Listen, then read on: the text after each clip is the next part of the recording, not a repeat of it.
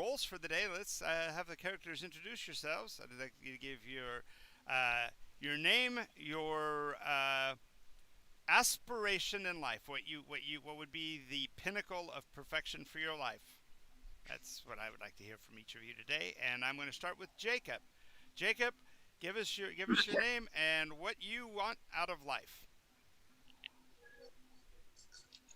No Uh, pressure. wait. What did we roll on? Oh, we haven't rolled yet. We're going to do that in a second. But I'm asking you to introduce yourself and tell me what you'd like to do with life. If you could do anything in the world, what would you do with the rest of your life? Um, my real name or Well, I've already kind of spoiled that by saying Jacob. So just yeah. oh, okay. My name's Jacob Konachna, and for something I want in my life, well, No, the ultimate. What is it what? you really want out of life? If you had to boil down all the rest of the years you have on this planet, what do you want? Try new things. All right. Wants to try new things. Excellent. Gene. Well, mine's kind of like I'd like two functioning kidneys, Oh, okay, we'll have to which put will give me plenty of time to do whatever else I want to do. true, true. So we have to put you on those lists. Or I'm sure you probably already are, right?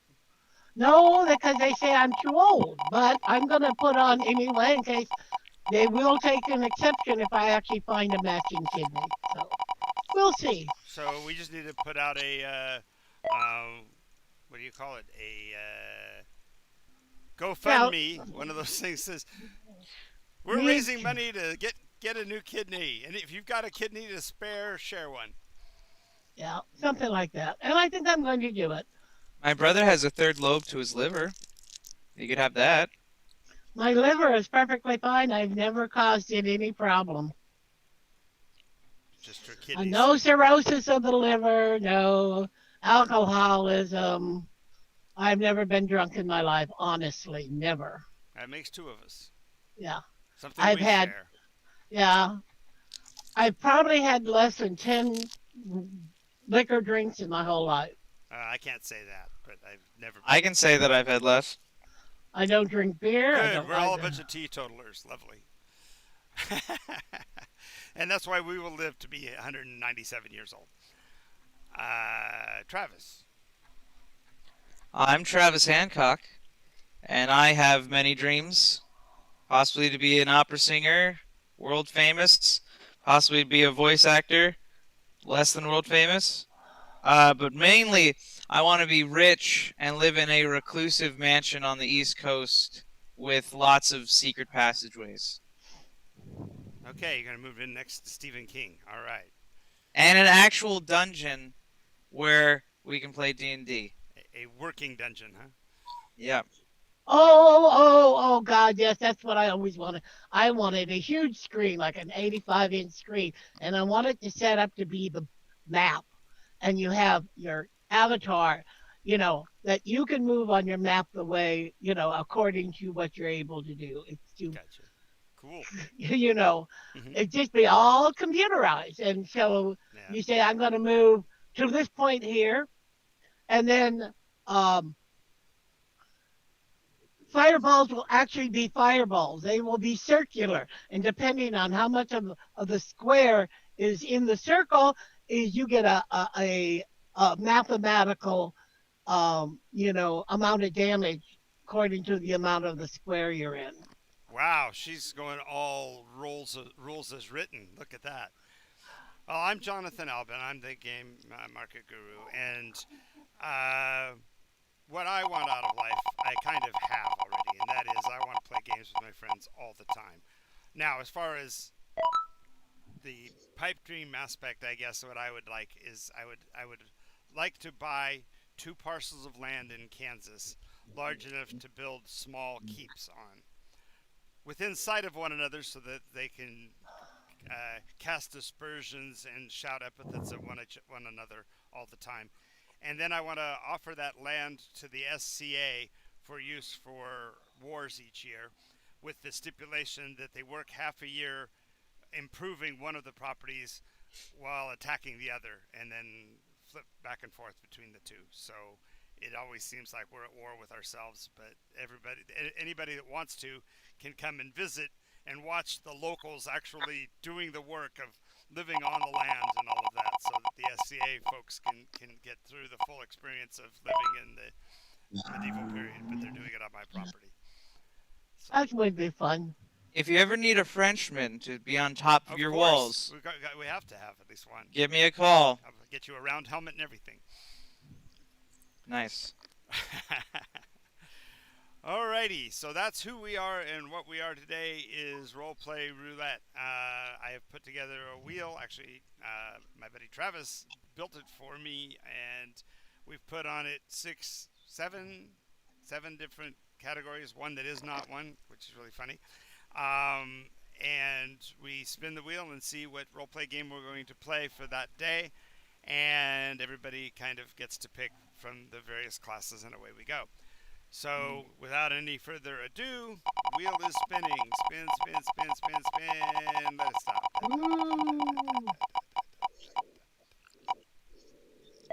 Yay! One we haven't done before. Well, we have, but only in a different setting. Distant Suns. Oh, Oh no. Oh, yeah. Yes. So, in Distant Suns, of course, we are playing outer space.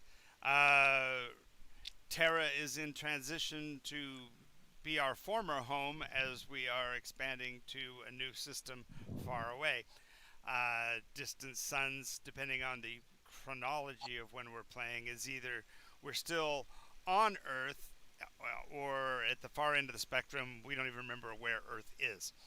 So somebody want to roll a 10-sided dice for me? A 1 means we're playing chronologically local. 10, we don't even remember where Earth is. It's already done. I got a 2. What's happening? Yeah, there's Steven. Perfect timing, Steven. We've just spun the wheel and we are playing Distant Suns. And Travis rolled a 2 on the chronological scale. So we are in departure mode. Earth is no longer sustaining life. Or let me rephrase that. Those that wanted to have left the solar system. There are still vestiges of society that live here, but they're literally foraging on the remains of the solar system. The second solar war has broken up the Belt Worlds Alliance. The Syndicate has moved to Luna as a base and are actually trying to fit engines on the moon to actually move it, because they found it to be, as some have surmised, sufficiently hollow to live within it and use it as a spacecraft itself.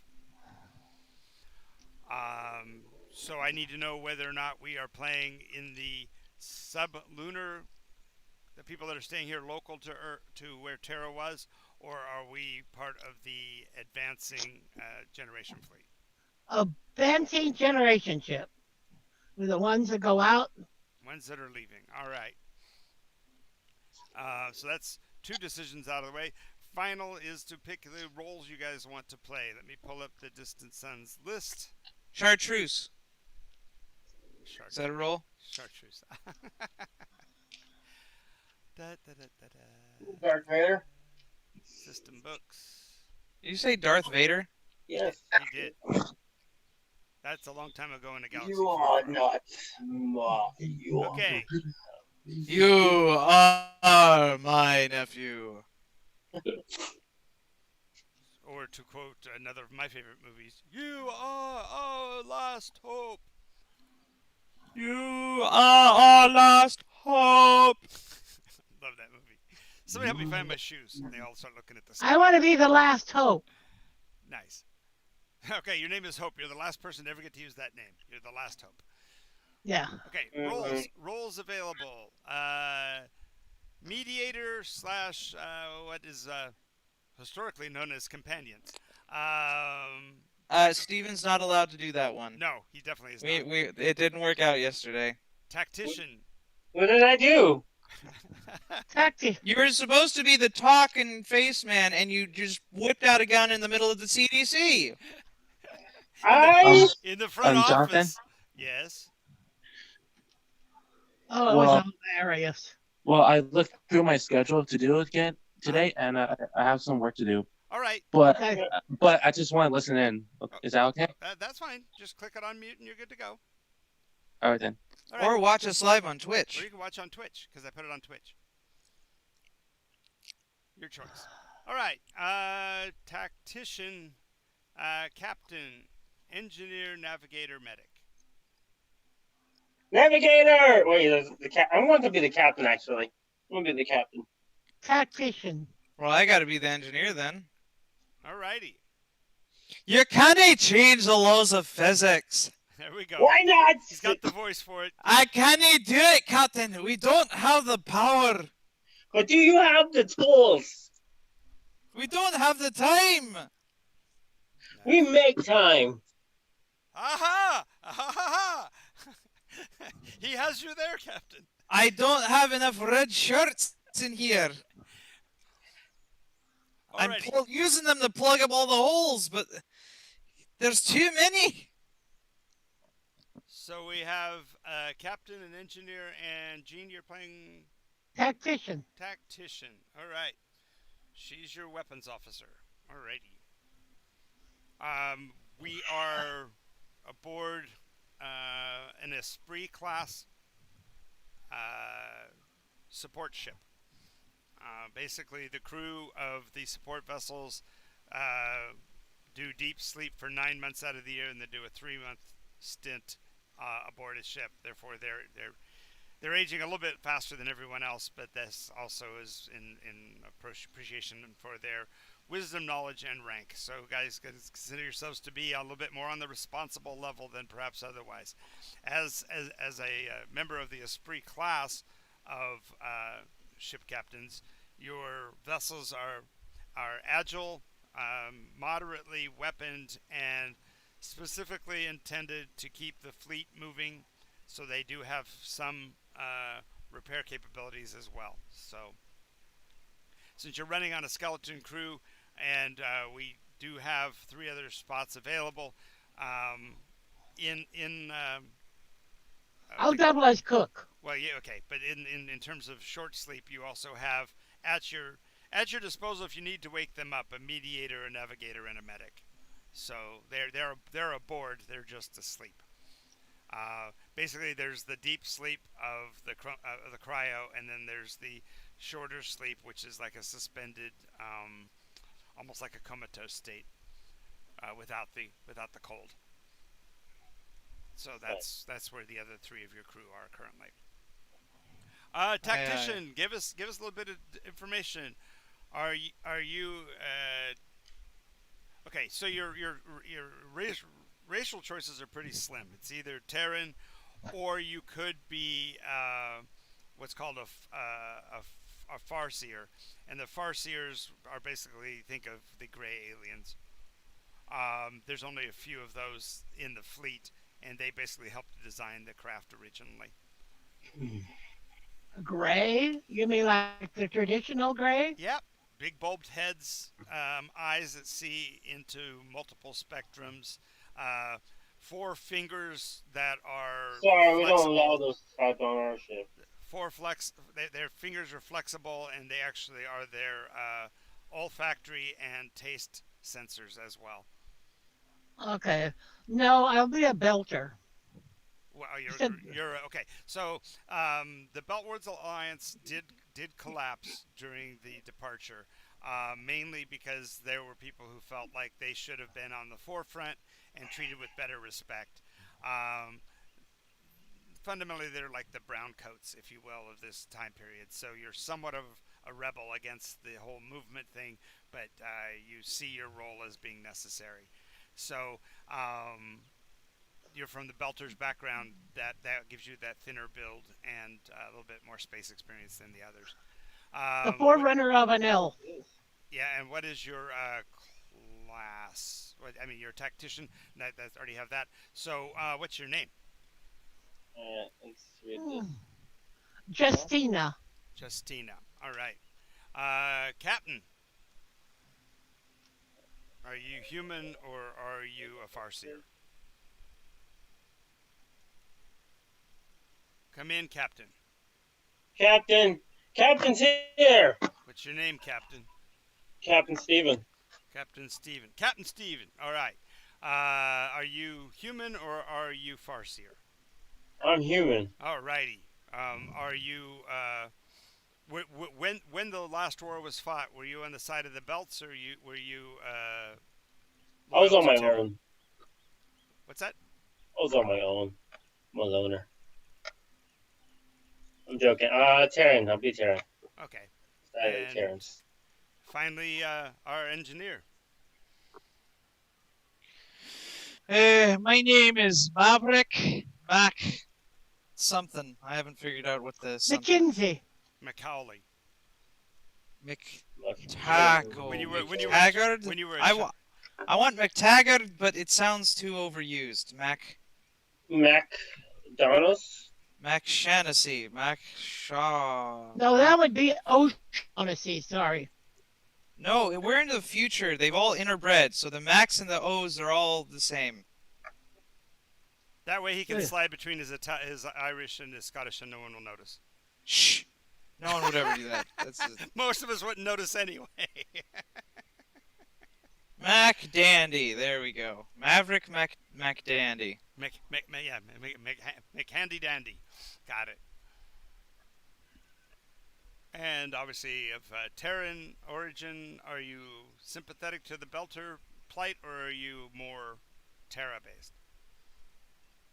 Oh, I'm get into it, but I do have a wee bit of a soft spot in my heart for any downtrodden and confused people, because we of the former Scottish Union were downtrodden many times by the Terran Empire.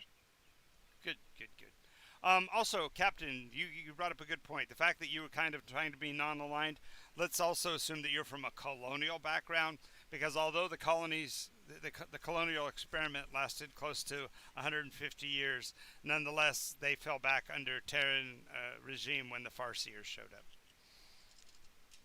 Alright, sweet. I like it. We as human beings tend to do that. We divide ourselves until we find somebody bigger, or tougher, or rougher to deal with, and then we unify to stop the bad guys. So,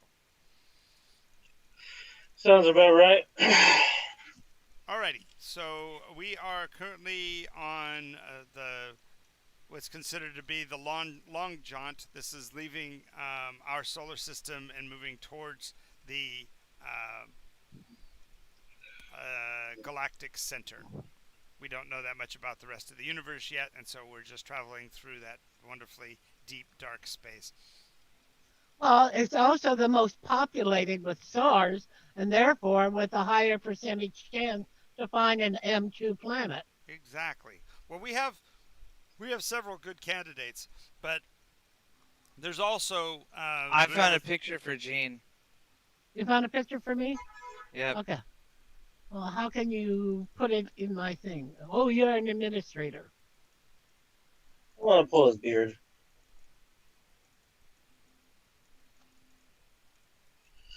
Okay. What do you think, Gene? Okay, let me get to it. Yeah, that definitely looks like you, Travis. Oh yeah, this is. No, that's Maverick McDandy's poster child. That's what that is. She's definitely out of tension. Nudge, nudge, wink, wink. Say no more. Say no more. And that rocket in the background, definitely a little. Oh, phallic. come on. Give me break. Give me break. What? Oh, I'll find myself a picture. Okay. She thought that was too much. She thought that was a little bit over the top there. I was just looking through pictures and that one popped up. I'm like, I gotta show Gene this. Yeah, especially like the Okay. rocket ship being so phallic right there in front of her. It's yeah. Yeah, absolutely. That's when she visited the Tinies. Their little tiny starship showed up. They may have been tiny, but they weren't tiny. Yeah, but that attachment on the front of the craft, that would be a little dangerous. A little bit. A little bit. Oh, I That's need to inject this. I need Weapon. to Well, the adjust Jean's that. captain. We found her captain picture. I'm not captain. I'm a tactician. I know, Yeah. but that's the same picture you used for your captain the other day. Yep, I know. It's about the only space one I like. Fair enough. Consider she's a You are captain. not my captain, my captain. Sorry, that's from something. Captain, my captain, the fearful trick is It's a, done. it's a poem. Yeah, Say it's again, captain, Travis. oh my captain, the It's a fearful trick is poem. done. Storm It's is. man. Yeah, it's from a. It's about Abraham Lincoln's death. Yes, it's actually. I think the poem's called "The Man of Steel and Velvet." Mm-mm. It's Captain, called Captain, oh my captain. Oh, Captain, my captain. Actually, Oh captain, my captain. yeah. There we go. You are right. I stand corrected. I I'll stand. bet you sit corrected. I'll bet you're not standing. Yeah, you're right. I'm not standing. Not right now. When I need a break, I stand. But right now, I don't need a break. Oh, I found another good one for Gene. Okay. Besides that, I'm slender. Yeah, I know. Oh, very slender. I'm Yeah, slender. I yeah, think I'm a that's what- forerunner of an elf. That's The Belters are forerunners of the elf. Wow, a companion. yeah, that companion's pretty cool. Okay. That's who that is. That's a companion Yeah, Just a moment. from I Doctor need Who, from Yep. second season. I know. You know, Stephen? You watch Doctor Who? Yeah, I do. I watched them. I went through the whole. I went to I watched Yeah, the that's first one, the second possible. one. I through all the episodes. That's enjoyable. That Mary Tyler Moore haircut used to be my favorite. Uh, Really? It is for really your a. girlfriends, you wanted your girlfriends to wear that type of hair? Back in the olden days, yeah. I don't know if And this is then, what I think then it is, along but came Colonel Deering and changed all of that. Oh, that's who I knew to put up. Colonel Deering. She was on the slight side. There's Maverick McDandy. I can totally see I know Rutger that. Hauer. We don't allow Rutger those Hauer type doing an of a Scottish accent. That's great. We don't allow his types around these parts. I like his quote from that movie. What's that? I can't do it all, but it starts off, I have seen more in my short life than you can possibly imagine. I've watched the sun rise over the shoulder of Jupiter or something like that. I can't remember the whole thing, but he's saw stars burst and things like that. He's playing a Nexus class android. They're not supposed to come to Earth because they're such a threat to the workforce because they look just like us and they can do anything we can do. except But better. better. Except they can't reproduce and they have a built-in death time in order to assuage the guilt of human beings because they could have been made to last forever, but their designer made them so they have a given number of days and then they just cease to exist. And so this one in particular in his little cadre decide they want to come back and meet their maker, literally. It's a cool story. It's called Blade Runner. Cool. I don't know that one. Let's see if I can find a picture of Colonel Deering. Oh, I Okay, bet there let's aren't go. any in the world. Nobody ever made any pictures of that woman. None. None, I'm sure. Not a single one. What woman? Colonel Deering. Wilma Deering. Fictional character created in the various iterations of Buck Rogers. Played by Erin Gray. Oh, God, she's such a beautiful woman. Anyways, we're playing a game. What? Oh, yes. This I'm staring at a picture of Colonel Deering. So.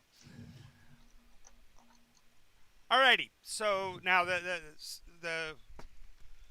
causes that wake up a vessel such as the Esprit class usually is something of a nuisance nature. But in this case, you've been awakened because there's sensors have picked up a energy source far closer than they had originally estimated would be your first fueling stop, and so the system has launched your craft and awakened your crew specifically to go and investigate this fuel source. The readings on it are energy output of the solar body is that the system orbits around is about the same as the Terran sun, which makes it kind of insignificant. But of particular note is a secondary solar body, or actually pseudo solar body. I guess you'd call it to be a supergiant, about what 40 solar units from the primary. Okay. So their orbits around one another are Lopsided. yeah, for the most part, the colder body is actually orbiting around the hotter source at a kind of a lazy pace, and yet it is affecting the solar pathway as well. Furthermore, the smaller world appears to have 6 satellites, and at least one of them is identified as being in for that solar body in its Goldilocks zone.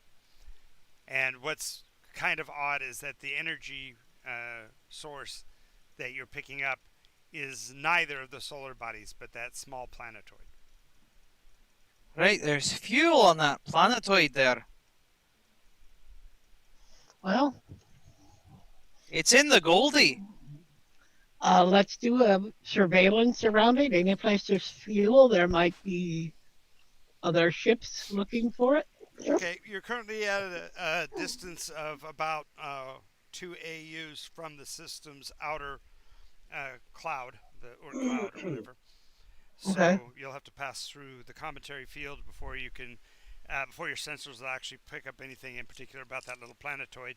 Also, there seems to be a high amount of atmospheric interference coming from the giant itself, Okay. creating a miasma. Instead of a classic ring like you would expect, instead it's creating like a cloud-like effect around itself. So it's almost like it's emanating a dirty radiation, so to speak, and so it makes it hard to read that smaller planetoid yet. Interesting. It's a dirty radiation. What I mean And- by that is it's not. It's defying classification. It's not actually reading as, for example, a U-235 output or something like that. It's an indeterminate radiation source. Is there and there's no I source? suggest, Captain, that we take a wide course around and come into the fuel source from an outer distance, so we don't pass too close to that sun. We can skim over the ring, so we don't touch it. Yeah, we're not going to touch the ring because that would start an entire different campaign, wouldn't it? Ba-dum-bum. All right, so passing through the cometary cloud. That's the ring. What was that? Was that engineer? We want it's the ring. Yes. If you can find a way to get the ring, I will allow you What's that? Sorry, there was a communications hiccup down here. that. All right. Anyway, the cometary cloud isn't nearly as difficult to navigate as it might seem, only because it looks pretty much depleted. The effect of the dual suns basically is that every time the gas giant gets closer to the inside of that cloud, it scrapes off a bunch of the cometary mass into collapsing orbits. So over the years, lots and lots of comets have fallen basically to their deaths descending into the solar body. So there's not much left of the cloud. There are 2 or 3 larger ice particles, and one of which is of particular note because it appears to have its orbit suggests that it may have actually fallen inward and still got caught back out here by passing others of its kind, so to speak. So it's almost like that one particular comet might have actually done a solar orbit and still survived. It's compared to the others, which are dirty and dusty balls of ice. This one is almost spherical and shiny like. Can someone scan it, please? Sure. Engineering, you're going to scan it. Absolutely. Okay, so not only is it shiny and visually, it has a slight opalescent appearance, given the very faint light that's getting to it from the solar bodies. It seems to be. It has an irregular center core that is reading as some form of carbon. It seems really odd because carbon is so fragile that if it was from a comet, it would have burned off on the first pass. But this one, it looks like the carbon is actually inside of the ice sphere. Right, that's a wee strangey. Seems like it's a bundle or grouping of carbon inside some sort of ice sphere. Ooh, no. Can you attach? Let's grab it. Attach some harpoons to it. Well, Pull it out. Captain, we're supposed to be checking out the fuel source on that planetoid, right? Well, we can always take this with us. How big is it? Roughly a third of the size of the moon. Wow. Okay, so let's go to get a fuel source. We'll come back to it. So could you describe once again the visual nature of this solar bodies Okay, of the system? So yellow star, supergiant planet, and several other iron core planets towards the center, but they're not anywhere near the Goldilocks zones. They're too far inward or outward for there to be life forms. But what drew you in particular was an energy signature from a moon of this gas giant. Okay. Should we go to this moon instead? Maybe we'll find some fuel. Well, That is the planetoid we're talking that about. was the planetoid you were aiming for. Oh, okay. I was describing stuff in the ice field as you came through it, just in case you wanted. Oh, okay. Those are called red herrings. Yeah. Well, then let's go They're landing. called red giants in this thing. Yeah. Of course, he could. Yeah. Or red dwarfs, maybe. Or red dwarfs. Right, are we going in, Captain? Yes, I said let's land. Okay. So when you pass through the Oort cloud, the sensors, of course, are keen on targeting your planetary mass with the energy signature. But as you pass through the Oort cloud, the signal becomes distorted, almost like you're passing through some sort of interference field. And when you come out the other side, you no longer read the planetoid.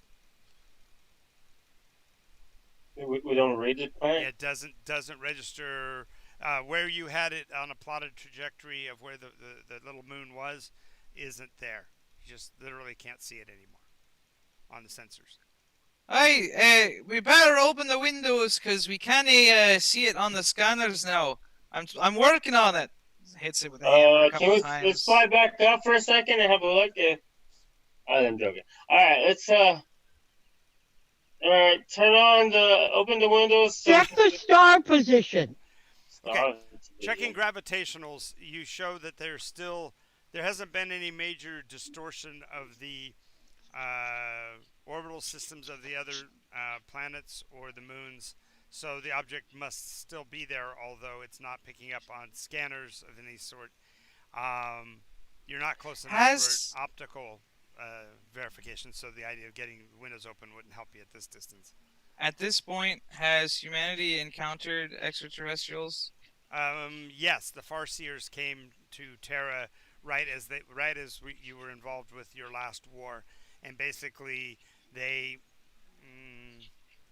negotiated the peace by which the Terran government fell apart. Basically, they demonstrated that Terra was untenable as a home any longer, and so they basically helped humans figure out how to get into space the rest of the way to finally abandon Terra.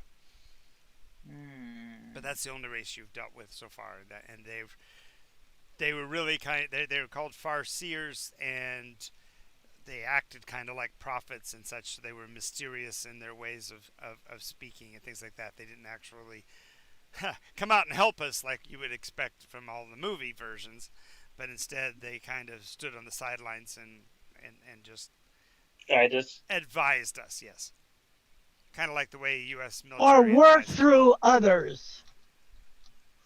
They might have had a few select others they worked through. You know, they find a scientist Well, that they're alien scum. That's all right. A racist bastard. no, Anyways. not alien scum, just maybe an earthling that they could work with and through. So they made the discoveries and they made the, that sort of thing. Anyway, once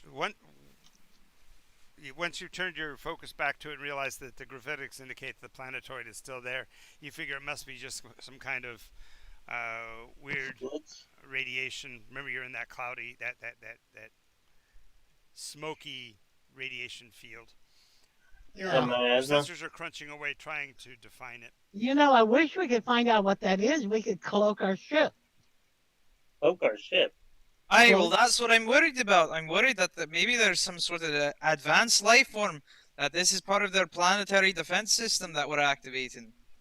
Well, not only that, the more disturbing thing is that the fleet is vanishing as well. You can literally see the generation ship fleet that you're leaving, that you are escorting, is vanishing from your sensors as well. We'll meet us at the bottom. We have at the bottom. On the surface. Are we going to the surface? You haven't even entered this. Yes, but they are not. System. Yeah, they're not. They're continuing on their course towards whatever cornucopia of safe worlds they were aimed at. I see. Oh, all right. Well, we'll just have to travel. We'll just have to keep our course without and be extremely cautious. Make sure to have somebody watching the windows so we don't run into anything. I'll be washing the windows. Yeah, there you go. While you're washing the windows, Maverick, given the number of sensors and technological prowess that you have, let's go with 65% chance you can clear the static. Let's go. 32. Alrighty, it takes a few minutes, but when it clears, not only does the planet establishes its location right exactly where you predicted it should be, but you're also able to clear the static between you and the fleet, so that you know where the rest of the vessels are and they're still operating appropriately and on course and all of that. So revalidating your course and distance, you're able to continue your inward path. You said you wanted to approach from basically the far side of the planet. Yeah. You're going to go circle around the giant. Hopefully that the radiation will be blocked by the planetoid from the dirty sun. Okay. Well, we wouldn't have to worry about radiation like that. We're in a spaceship. Right. You guys are protected. Although the amount of radiation in regular space is bonkers. So right, if you're protected from radiation, you're protected from most radiation. One thing to note though is that the heaviest band of that radiation is low, near the ultraviolet end of the spectrum. Which means I always get this backwards. It's. I remember which. Okay, are you? Wait. Ultraviolet's more energetic. Right, more energetic. Infrared is is lower energetic, bigger waves. Right. Okay. Redder. Right. So this is the deeper, more energetic radiation, and it doesn't match with any known sources. So that's the opposite. It would be the higher, most energetic, more energetic side of things. Yes? It should be towards the ultraviolet end. Right, that's upwards. Higher Infrared frequency. is low. Right. Ultraviolet's high. Right. So yeah, it's more energetic than any of the other forms, and it also seems to emanate in a wave-like way. In other words, it's actually emanating from the gas giant, and it's almost like a pulse. It has So a there's a point of concentration and a point of diminutive radiation diminution. Yes. diminution. And those are separated by roughly 60 seconds. And it's like a heartbeat. It's more like breathing. It's like breathe in, breathe out, breathe in, breathe out, which is really weird. It doesn't compute. There's no reason for that radiation to be varying at that rhythmic of a pattern. Yeah, I'll totally agree. Interesting. Visually, as you get close enough to be able to actually take a look at the gas giant, its coloration fits most gas giants in that the gases are at different levels and elevations within the mass. So some of the clouds are virtually see-through, and you can see deep into the solar body, and in other places it's very occluded all the way up to higher elevations and such like. So it has this terrifying storm-like appearance. But more importantly, there's tiny specks on the visual that don't make any sense. Looks like there's objects of some sort of considerable mass floating amid the empty spaces. Above the planet? Yeah, above within the external dimension of the gas giant, but above its arguably probably very dense core. Can you scan those? And the radiation is coming from the planetoid, not the gas giant, right? No, this radiation is coming from the gas giant.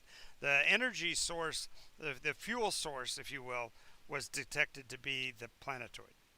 Ah. But this radiation is emanating from the giant. Can we scan the things that are floating? Attempting to magnify the images will take a little bit of work. Go ahead and make it a 40% there, Tech. Will do.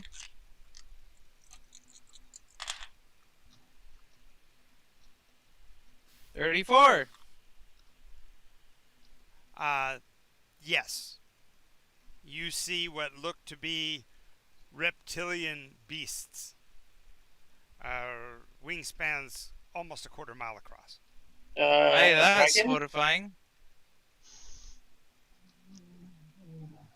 Blow them out the sky! They're fundamentally hexapodal. They've got 4 legs and wings, and long tails with spade-like navigation aids at the very end of the tail. Are they coming towards us by chance?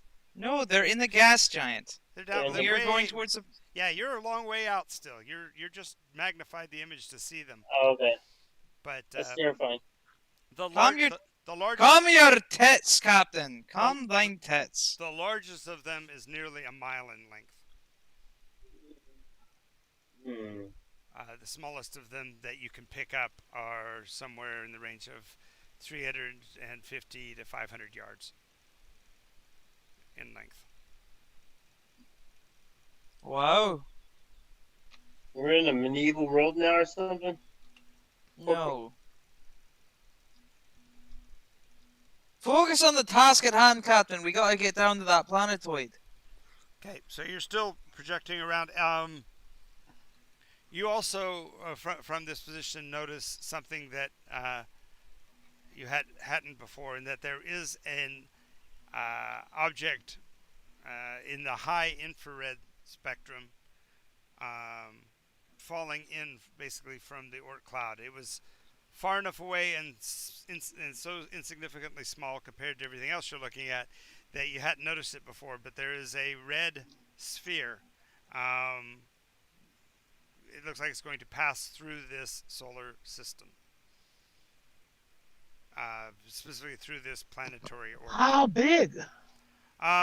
It's about 10,000 feet across.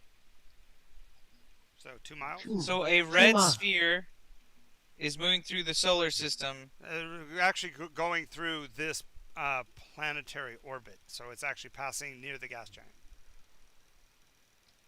Good eyes on it. I go to my sensors and find out composition of any of the red sphere. Can you check the projectile or where it's heading to? Gravitational forces. What is it Okay. exerting? Okay. So you're gonna check that out. What is its spectral analysis? Spectral What analysis. is it composed of? Yes, a quick read indicates that it's made of sulfur and bitumen. Bitumen. Bitumen. Bitumen. Unfamiliar with that. Occasionally described as part of what was known historically as brimstone. Brimstone and sulfur. God, sounds like Hades. It's a good name for it. I don't think that's a good thing for this planet. No, and it's starting to react rather violently with that cloudy material. And it's doing what? It's getting brighter and slower. Like the dust is actually reducing its velocity, which again physically makes no sense. From a physics standpoint, it should not have that effect. And yet you can see that it is incrementally reducing the velocity by, inches per second. Do you think that's some kind of craft? I don't know if it's a craft, but if this slows down much more, it'll be probably captured by this giant. The it might be okay, but I'm not sure. Let's have let's just watch what happens to it, and then maybe follow. The time of celestial movements is on a whole other scale. We would not survive long enough to see a change in any of this. No, that's what I'm saying. It shouldn't be, but you're seeing it slow. No, I mean... Yes, you're right. You're talking about it from a cosmological stance. There's no way you can sit here and watch. This is going to take 1,000 to 10,000 years to even move, like, to a different position relative to the planet. It's going to take a long-ass time. Right. It'll happen. We don't want to scheme of things, it's happening very, very fast. But compared to our little blips, right, it's nothing's going to change. Right. Anyway, so you've seen that on your way in. I just gave you that as kind of a note that there's this red sphere falling. Red thingy. All right. So as you approach the, I guess called the aphelion, as you're passing the horizon to where you can actually see the little planetoid. It's registering basically 3 in green. It's a atmospheric match for Earth. Even at this distance, you can pick up the background radiation and such coming from the world. Reads like a planet that would sustain life. It seems impossible because it's so tiny, but it's so close to the gas giant that it's acting within that Goldilocks zone. Wow. Maybe we shouldn't go near it. The fuel signature is off the charts, though, suggesting that there would be sufficient fuel to accommodate the entire fleet. Mechanically, this seems almost again seems another impossibility because the planetoid is so small. But it just basically maybe it's pure fuel, basically the entire world. I, uh, the world may be fuel, but do we not have another place that we're planning? Like this is ahead of our scheduled This is first way fueling. this is way off the schedule. This is way too close, and it's literally one of those. Can we get in contact with one of the Too good to be true kind of situations. Like no, there's something wrong with this. Yeah, that's what I said. Can we get in contact with one of those aliens that help like guide us in a sense? Oh, the gray? No, the gray. Other than those few that joined your little ragtag fleet as advisors and crewmen, they withdrew. Once you guys stopped fighting with each other and the threat of nuclear war spilling out into And you said space. there was a couple with us. Yeah, can we have one of them come by and see if they know what? No, he said that we had a couple of crew in terms of a researcher. You have you have the other members of your crew. You have your. Is there a chance that any of them are Farseers? Sure. Let's go with your navigator being a Farseer. So you can wake up your navigator. Okay. All right, we're gonna wake them up. Felicitations, Captain. I need you to have a look at something. Something doesn't make sense. Oh, certainly. What seems to be the problem? This planet This planet's very weird. It shouldn't. We're too early to find life. A planet that can contain life. It's telling us it's made of fuel or sensors, and there's dragons dragons as in our Reptiles. reptiles Giant are reptiles. Giant reptiles are flying on the. That is indeed curious. Have you ever heard of something like this before? We have not. There are quite often anomalies in space, however, that surprise even the most seasoned of travelers. However, have you ascertained the nature of the fuel source? Is it liquid, solid, gas? Nope. No, we have not. Is it possible that the sensors are reading improper? Have you calibrated the sensors to make sure they're on the right frequencies? To make sure. Can you do that for me? Oh, I've been smacking it with my Hammer. calibration hammer the whole time. Well, if if that part's reading accurate, the next thing I'd be concerned with is you on Earth had problems with mica in the past, have you not? Mica? Yes, in the 1860s, the gold rush, Oh. the material known as fool's gold. Oh, so this is a full skull. Well, I'm just saying this is a possibility. You probably need to send down some sort of probe or whatever to determine the purity of the fuel source, because it could be 1 part per billion, and just reading as a larger amount based on the sensors not being. Well, here's the thing. This is an unprecedented occasion.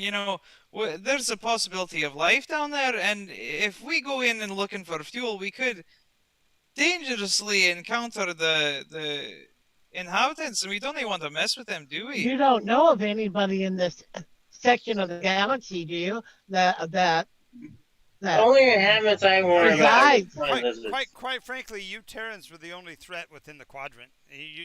Your acceleration to nuclear weaponry was unprecedented among the civilized races. So that's how we got involved in the first place, if you may recall. Okay, we made a deal with your President Eisenhower to stop. We can say that these people are probably not the threat. We're the most threat here, apparently. All right. You haven't even really determined whether or not there's life on the planetoid yet, right? Well, there is a flying lizard, so then. Those are on the gas giant. Lizards. Have you verified that that's not just some No, for- we can try a closer run on them and get a clearer view. I do not want to get our ship too close to Well, that let's thing. send out a probe to the one. All We right, can let's send out a camera probe and sensors To and what? to the gas giant. That's where we've been. No, it would be crushed by the pressures of the gases. Well, we can get readings on the way in, though. Yeah. At least until it failed. Why are we investigating the gas giant? The fuel's on the planetoid. Because that's where life is. The argument she's trying to make is if there's life in the gas giant, then there might be life on the planetoid. That's my point. So that's why you ascertain. The nature of the life forms is all she's. We can visually see the life forms on the gas giant. Yes. So there's no need to send a probe there, as far as I'm concerned. I'd like to send a probe there, Captain. We can also send a probe to the planet. You just like probing things, don't you? Well, if it's her fetish, we'll let it be. Send Well, probe to both places. sounds good to Probe them me. deep and Wait, hard. wait, Captain. I Yes. would like for you to consider the provocations of this. What's that? For one, we're gonna lose a drone going to the gas giant. It's not gonna return, and we don't know if it's gonna give us any more information than what we already got, right? Sure. On We the don't know second that hand, it's sending one not. down to the planet, if there is life there, we could seriously endanger it. As long as we don't hurt it. Why? Wait a for me. moment. What do you mean seriously endanger it? We don't know how our Advanced technology is going to affect it. We don't know what sort of germs or diseases it could carry. We don't know It's if they... radiation outside. Okay, It wait a kills moment. the germs on the We thing. go- Not Ghosts. true. We go suited. We get decontaminated before we get out. No, She we're gonna That's send a land. even probe. worse. She wants to land. No, we're gonna send a probe, and we'll put C4s on it. So if there is life on it, No, that's even worse. What I'm saying is even the existence of our steel, our titanium, our tungsten could be poisonous to the people there. If there are people there. The well, probe we will can't burn find out up. until we go do something. What do you want to do? Aye, we have no reason to go there. It's an interesting find. I say we plot it on our charts and we go back on course. No, send a probe. Aye, aye, Captain. Okay, so you're launching an atmospheric probe at the gas giant. No, not the gas tank. Both of them.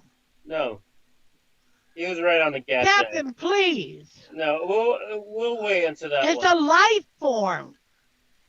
So A you new wanna- life form. We know nothing about it. Let's leave the life form alone. It might be more stronger than us. They live in an atmosphere. What creature do you know flies, shall we say, In We'll the- wait ah, on this in after space. we hit the planet. I haven't yet found a creature that flies in space. They're not flying in space. They have an No, atmosphere, you said. that's why we're safe, because we will remain in space. We're not you going to want- get any more information from sending the probe.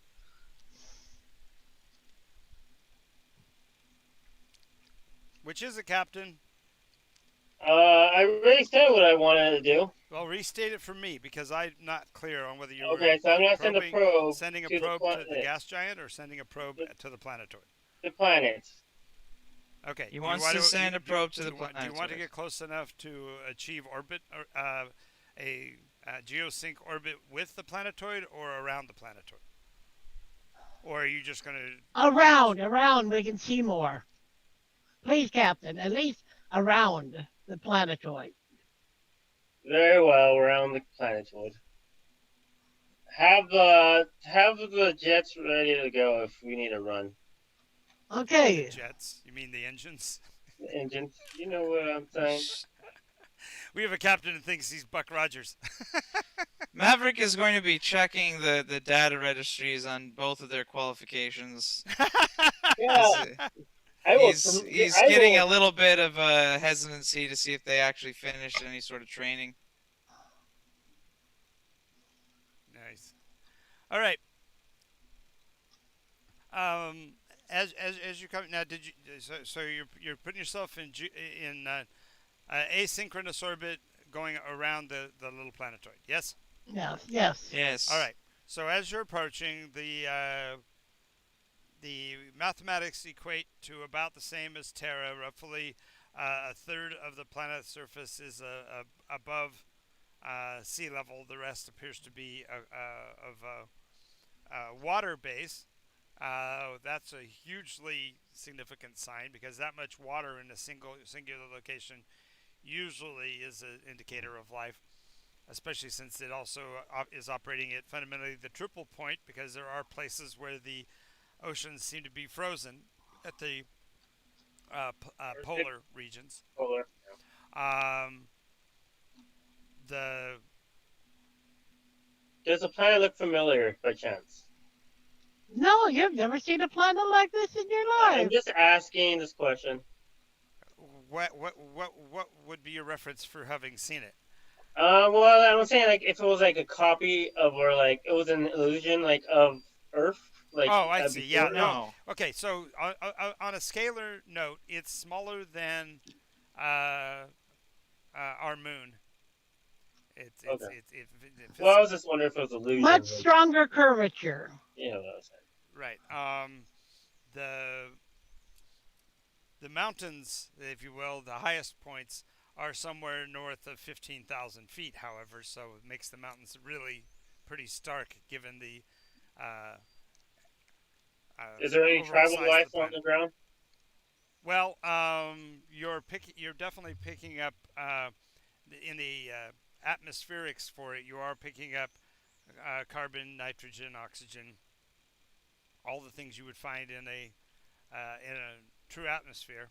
Again, seems odd because the planet's mass doesn't seem it would be able to hold such a. I mean, the central core doesn't seem like it would be strong enough to hold such a dense atmosphere. But We the would be able atmosphere to. the atmosphere goes up almost 30 miles in the case of this little planetoid. That just means that the gravity is going to be stronger because it obviously has an exceedingly dense core. Mm-hmm. Like, for example, our earthen core is only made out of nickel and tin or whatever it is. Iron ore. It's iron. Our core is nickel. Yeah, it's more nickel than iron. It's almost completely nickel. That's why the life here on Earth isn't worth a nickel. I got you. Okay. Yeah. The Wait, how did you find that out? But that's part of the reason why we generate such a powerful but magnetic sphere. the carbon footprint for the little planetoid though is approximately equivalent to Terra as Terra is now in the decayed state it was in when you guys left. So, given its size though, it's more than adequate. But it also suggests that there might be air breathers in the atmosphere. Oxygen breathers in the atmosphere.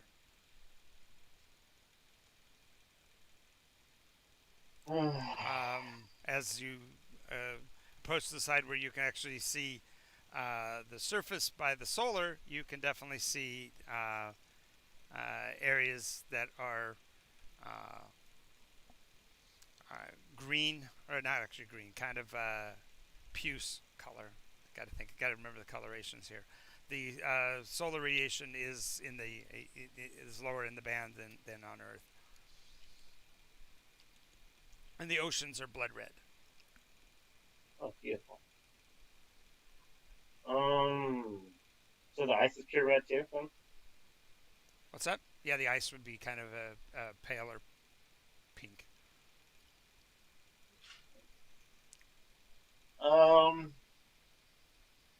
Alright. Can we get Can we get the probe to get closer to the water? So And- yeah, this is this is what you're getting from The probe. this is from telemetry. telemagnification. This is just telemetry as you're passing by. So you're ready Okay. to launch a probe? Yes.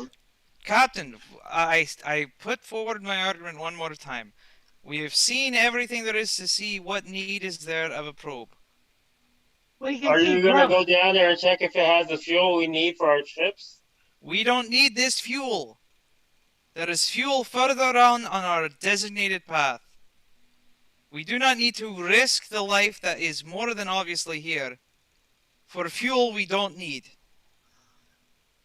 Our Fine, job let's is to ask the investigate. higher ups then. How was Our that? job is not to investigate. Our job is to maintain the fleet.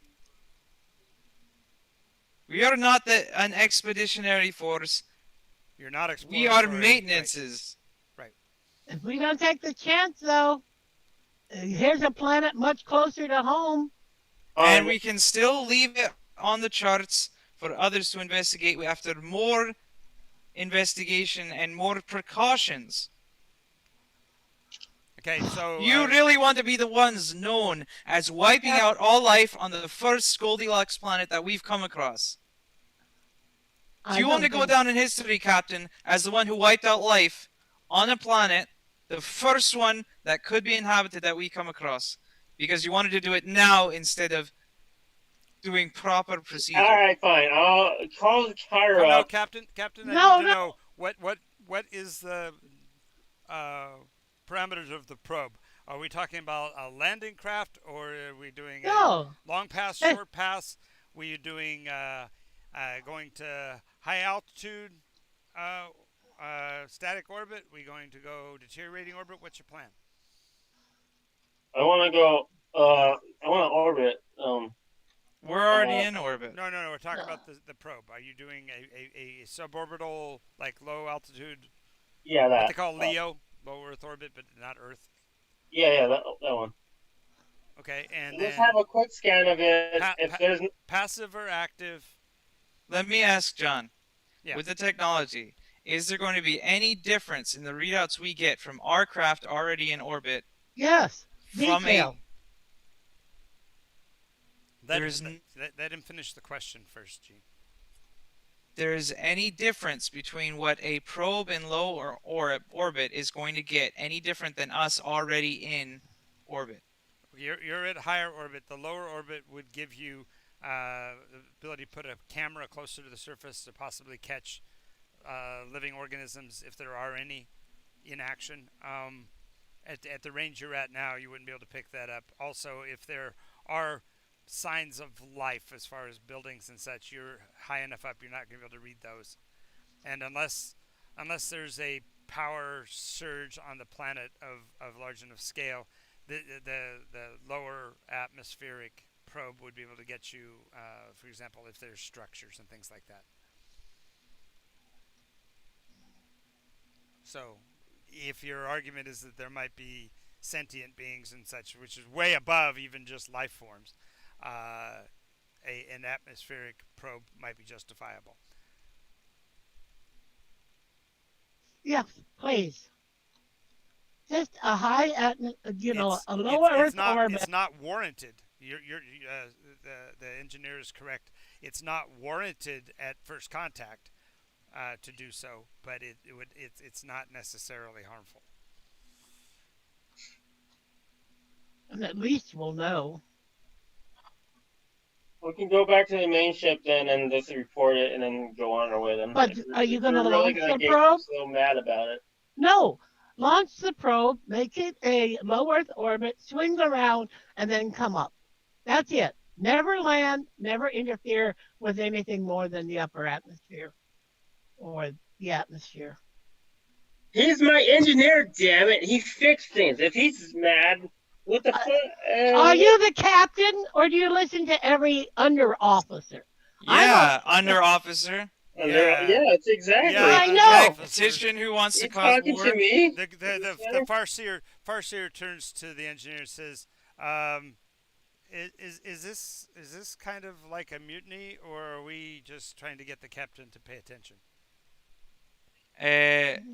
Not a mutiny. I'm just asking him. I'd like to be a responsible spacefaring nation, not a gung-ho, shoot them up kind of one. We're not going to shoot them. Why do you think we're shooting them just because we launch a probe?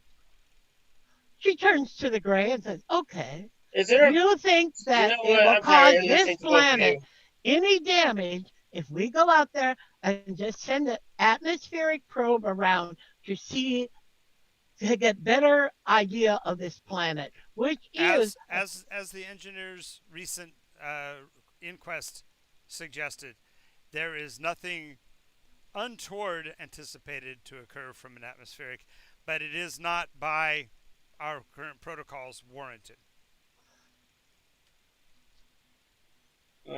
It's only to slake your curiosity. And to make a name for the captain, because he would be the first person to have engaged this world. So I can understand his personal aspiration. and it puts another human planet that we know of for sure on the list, a human habitable planet. And We already know that. The gray looks at you and goes, another Terran planet? I don't know. No, but it's a You planet. sound- If there's somebody on here, of course not. But that's what we want to establish. We want to rule it out. If it is already inhabited, we leave it alone. Can we see any buildings like? No. No, Earth not is- from high orbit. Actually, with the technology we have on Earth right now, we could. Because our Yes, but satellites remember, work this with that. atmosphere isn't the same as our No, atmosphere. but clarification with the Atmosphere telemetry we doesn't have, matter. If we knew where to look, we could find stuff. If we spent a long time looking, the issue here is that if they're building their buildings so that they're made out of natural materials and such, they wouldn't be as reflective, for example, as the Is there any rivers? concrete and metal machines and metal buildings that we make. Yeah, he already said that only a third of the planet is above water. That means that there's tons of water everywhere else. Right, which Okay, makes it valuable. If nothing else, it's a water source. Yes, that's what I'm saying. Well, Can we- water is the most abundant thing ever because all you need is hydrogen and oxygen, and it's stupidly plentiful in space. Yes. Anyways, scan all the. Let's scan a portion of the world where there's rivers and see if there's any life. Again, clinging to just it. scanning from here. Sorry. I mean, I zoom in with the cameras. No, you have to launch a probe to do it. That's what he's saying. You have to have the probe I'm just go going down. to. We zoomed into the. I think we need a atmosphere ruling from the before. game master. He just told I'm you waiting that. waiting for you to finish arguing your cases. What I was suggesting is that at your current high altitude orbit, you're not able to pick up Well, not. structures. I mean, like. Just let me finish, please. Sorry. You cannot pick up structures unless they are larger than a football stadium. So smaller structures wouldn't be picked up by anything at this range. If you want to do that kind of a search, then yes, you'd have to go to the next level. The Gray and your engineer's research both suggest that it is not warranted on a first pass. But you can overcome that. You are the captain. You can request it, and it's not. It's not wrong. Unjustifiable. No, it's not. Not that it's not wrong. It's not unjustifiable. You could argue it that you needed it for verification of the fuel's purity or something like that. But you'd have to make the decision to do it and stop prevaricating. Just choose. Are we going to do it or not? No, we won't do it. We're gonna head back to the fleet. Have a very boring quest line. Go! Set the engines. We're heading out. We're not going to check on the fuel. No, we're not. I would be fine with you sending a probe to the red ball, because at least that's not going to have any signs of life on it. Didn't want to send anything to the Red Bull. I said nothing about the red He ball. never said anything about the red sphere, Oh. which you guys had dibbed Hades. Fine. Look, in the meta, I just don't want to be responsible for fucking up life, if there is any. You fucked up life a bunch of times at Nixieland. That was not me doing it. Mm-hmm. You don't know. You don't have context for that, Stephen. But You told me what happened. I told you exactly what happened, and none of it was my responsibility. Mm-hmm. Accidental fucked up life. All right, cool. Fine. Yeah. Stephen, you are the captain, though. You can't. Don't throw up your hands and say that that you were argued out of it. If you are the captain and you want to do it, then do it. He's an engineer, and his job is to protect the ship and the fleet, and so he's trying to do that. So, Well, but you there's have to no reason realize that that this. you as a person do have a choice in this, and I don't want it to be a situation where you didn't feel like you got what you wanted out of the episode. I'm certain that whether he likes it or not, Travis is gonna be fine with whatever decision you make. It's just Yeah. he just wants you to be clear on where his position is, and And he I he being want a to know for sure. hang on a second, and he being a Terran knows that we abandoned Terra when arguably some people believed that Earth could have been saved even to the end. So he's just being protective. I'm being a character Exactly. All right. So Well, you being in that character, has That's fine. beliefs beyond meta interest. Then fine. What I want to do then is send a probe over under the atmosphere to have a look. As well, we'll send a probe to the red sphere that's has Furno. Oh, not sorry, Furno. yeah, Inferno's a good name for it. Hades. Hades, Hades. we dubbed it initially. So you're going to Hades. send something to Hades and send something into the atmosphere here.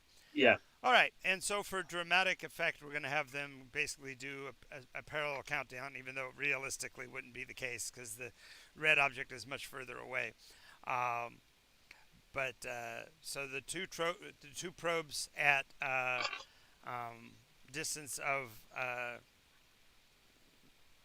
let's say 20 miles haven't picked up any noticeable changes.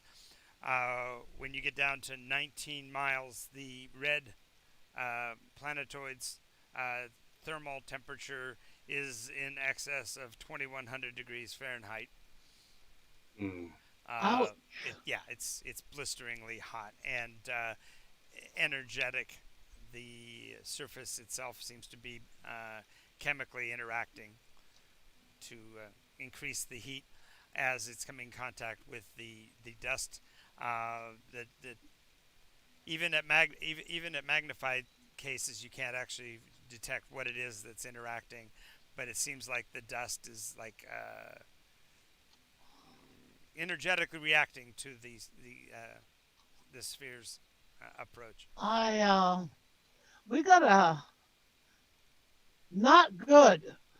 She In says. the case of the approach to the planet, you're down to 15 miles from the surface and starting to detect the outer levels of atmospheric intensity. The surface of the probe is actually starting to heat up as well, as expected.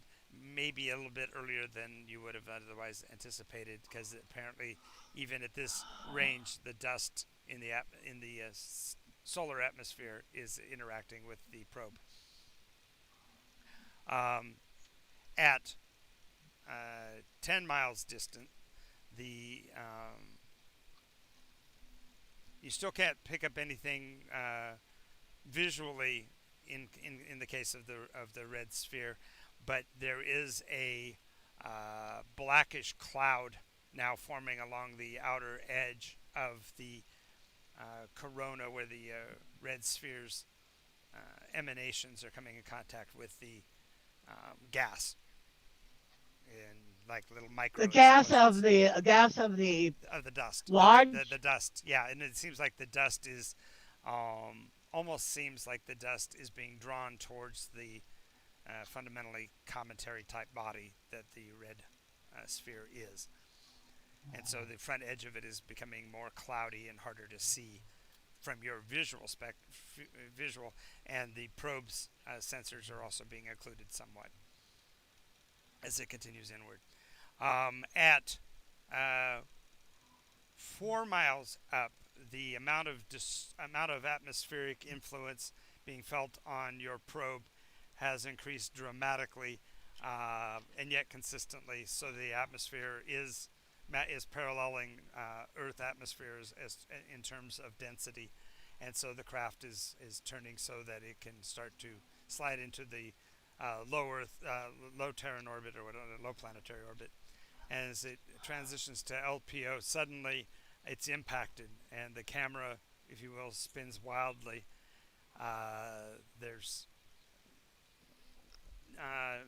multiple impact damages, as if something has crashed into your probe, although there hadn't been anything on the screens. In looking at the microseconds beforehand on replay, you see that it's the planet, the probe is moving in at a uniform direction, and all of a sudden something hits it obliquely, almost on an intercept course from about 15 degrees below the ecliptic. So something, It looks looks like planned. a missile attack. From your standpoint, it looks like a missile attack, and yet it didn't do. Navigator, would you please calculate the And this orbit, is the planet the we're looking at right now, or is this the red planet? The No, red this is the planet. We're red talking about the planetary. planet. Okay. okay, Navigator, would you please take a look at the trajectory of that red sphere and it's slowing to see if by any chance it is going to intersect that planet below? Oh no, it's going to pass through the atmospheric. So it'll be arguably visible for a period of time. Uh, I would project that you would be able to see it even during the daytime from the planet's surface, probably in 2 or 3 days from now, but only for an instant as it passes by. Are you sure? It's I math. don't like it. It's Huh? it's It's math. it's Wonder math. if it slows or speeds up because it did distinctly slow. As the engineer pointed out, the amount of slowing being predicated here is not significant enough to affect it within here. More than likely, it will subside or reduce its velocity so that it will fall into an orbital pattern somewhere below the gas giant's orbit. But it's not. It's moving too quickly at this point to even be slowed enough to even enter the gas giant's orbit. It'll fall beyond that. All right. Well, that's good to know. So there's Um, life, uh, I guess. at 2 miles, the radiation output from the red sphere is starting to overload the sensors on your probe. It has verified that the biochemical interaction at the surface is a form of fission, and that it will basically burn itself out. It's almost like a minute portion of a solar body, as if a sun threw out a chunk a long time ago. Wow. It doesn't. Again, the actual chemical doesn't make sense. It shouldn't be interacting like that. But the chemistry of it is clearly a form of fission. It's actually burning itself out. And then the probe will go silent at about a mile out when all the sensors are overloaded, and it then plummets into the rest of the red sphere. Now What the other about one, its orbit seems to have somewhat stabilized. There weren't sufficient systems destroyed to prevent it from actually regulating its descent, so it is started to set itself up in a semi-spherical or a semicircular orbit around the planetoid, and the navigator was able to fix the cameras to get an external picture of what happened at the time. Apparently, the cameras were operational, just not active, and I mean, they were active but not transmitting. And so what you basically see is as the thing is descending, one of those winged lizard-like things apparently grabbed it and tried to tear it from the sky. Of course, the impact was so bad that the lizard-like creature is seen plummeting back to the surface. So apparently it thought the sphere was moving slower than it was, and I didn't think we were probing the gas giant. you I thought weren't. You weren't. we weren't, but something reached out from the planet and grabbed him. Something was flying up to intercept it, and crashed into it, or it crashed into the creature. Oh, ow. And That creature's dead. yes, How sad. But the good news is the probe is now set in a static orbit, approximately Sweet. 4 miles up. Okay. But the sensors are no longer reading because the impact basically cut off. Damage it. Right. Alright. So the one around the planet that's like can have life on it got destroyed by a weird thing. It's not destroyed. It's still there. Oh, it's still It's there. still there. The But all the sensors, the information you wanted to get, aren't working. right. The Okay. sensors were knocked offline by the impact, Okay, and then the and you were able to other capture. probe. And the other one burned up. Burned up. Okay, thank you. Well, static orbit. Can we get it back, or would we No, be you able? set it in orbit. All right. It'll stay there until its fuel source runs out. Of course, you did set. It is a typical device. It has little tiny solar panels, so it should theoretically be able to keep itself running for quite some time, spinning What? in orbit around the little gas giant. And we can still see through, right? No. No, right now No? it's offline. It like I said, the impact caused its systems to be knocked offline. Somebody would have to go down there and do microcircuitry repair to put it back online. I Is kind of want to do that. it going to hit the planet eventually when its orbit decays, or is it Yes. going to boost Eventually- itself up into a higher orbit and No, die there? Well, without reestablishing control, it will. It is on a deteriorating orbit, and so in about less than 100 years. All Less than 100 satellites that years. are created in our current time have usually one of two things. They will rather decay in their orbit and fall in, but people don't like that. So the majority of them actually will Jettison Oh. themselves, right? They use jettison one little outwards and Right.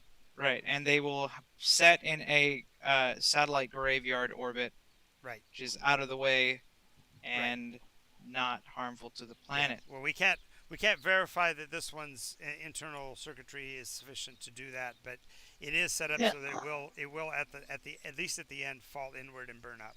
It's not a large enough probe to be of a physical threat to the planet, but it's going to be And we sitting have there 100 for- years of use out of it. at least. We got no use out of no it. use out of it at this point. Not unless it was Can repaired. we're gonna send some. We're gonna go towards the probe, fix it up, and then try to leave. That's not how it works. You'd have to How actually. do You would actually have to either plan a trajectory that takes you within that LEO, so you'd have to drop all the way down, and then literally catch it as you go by, because your size requires you to move at a faster speed at that low of an altitude to maintain orbit. hmm Okay, so you basically do a drop and scoop, which case would take it back offline, but at least you'd have it on board, and therefore you'd get one pass at it.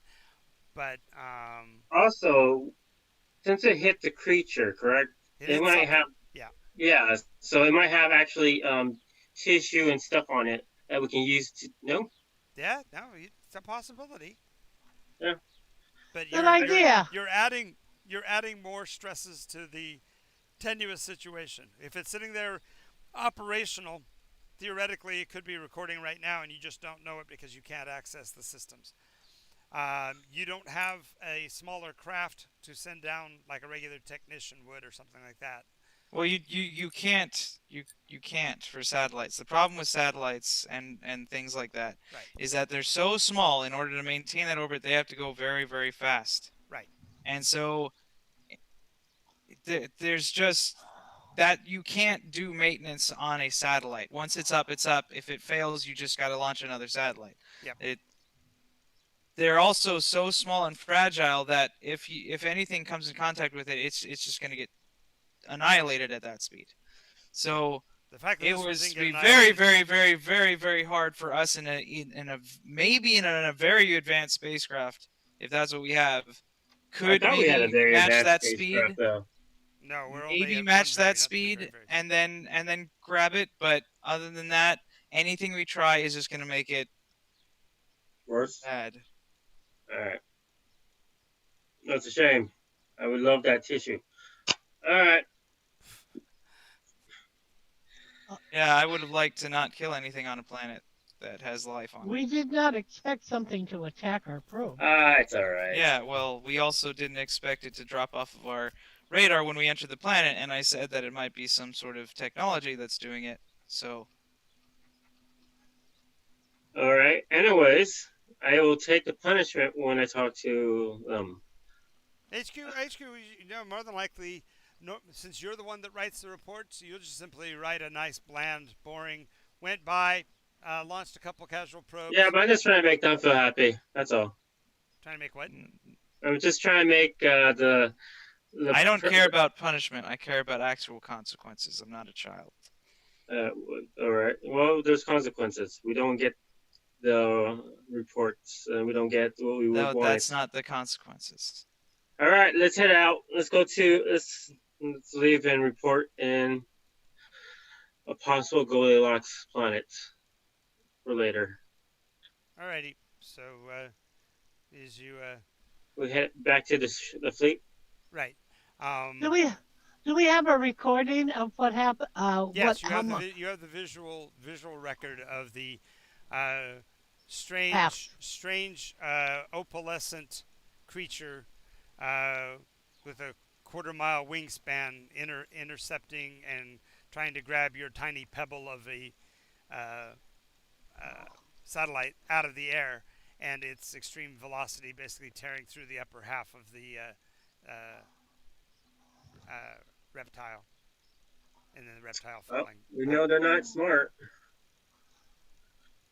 Or they might have never encountered anything such as this before. Or they might have been very brave. No, not you. We don't know, do It's we? one of your relatives or something. Maybe. All right, Another let's head to the fleet. I'm gonna take the recording on a. I'd like, yeah, I would like And- to get a chance to. No, peruse you're it. not gonna have a copy of it. Wait a moment. The engineer already has a copy of it. I'm sure that every single one of you actually hit your little Facebook button and saved copies of that. So Yes. And more than likely, it'll be on the The YouTube way. online. No, it'll be on the way to the higher ups as a. Oh yeah, it was. I was gonna send it to. No, My but mine is going to be in a report against your war crimes against a possible other civilization. Yeah, there's no war crimes if there's no proof of life. There's proof of life. No, it's a thing that's stupid. It's not intelligent. That Of is course. life. All right, let's go. So there's not going to be any life in the Goldilocks planet we're going to? Is that what you're telling me? hang on a second. I'm looking for something specific I wanted to show you guys. I saw it years ago, and I wanted to. I guess it's only in that one cover, but let's see if I can see it again.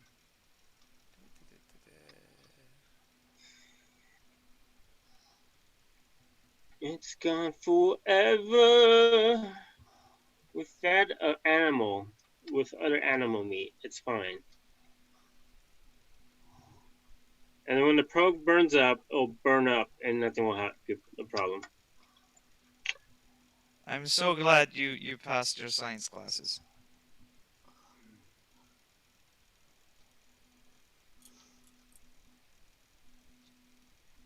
Talent education these days is a shite hole. I know American education, man. You get what you get. They pay for, and they don't pay a lot on education.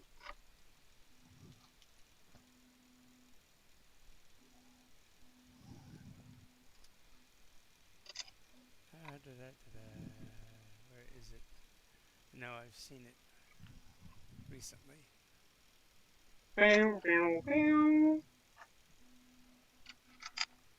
Those rabbits. We're gonna play games again. Yeah, but I got some homework to do first. Oh, you gotta do the final. Not yet, not till the 30th. Wagon versus ship. Oh yeah, MILF, baby. Yeah, stop.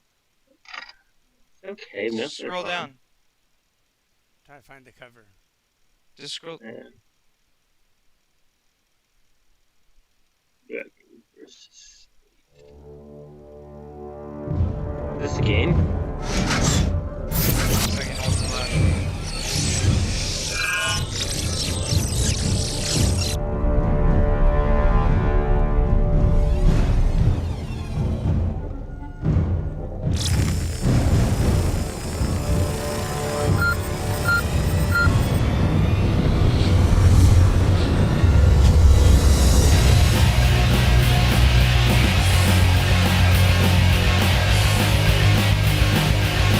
I thought it was.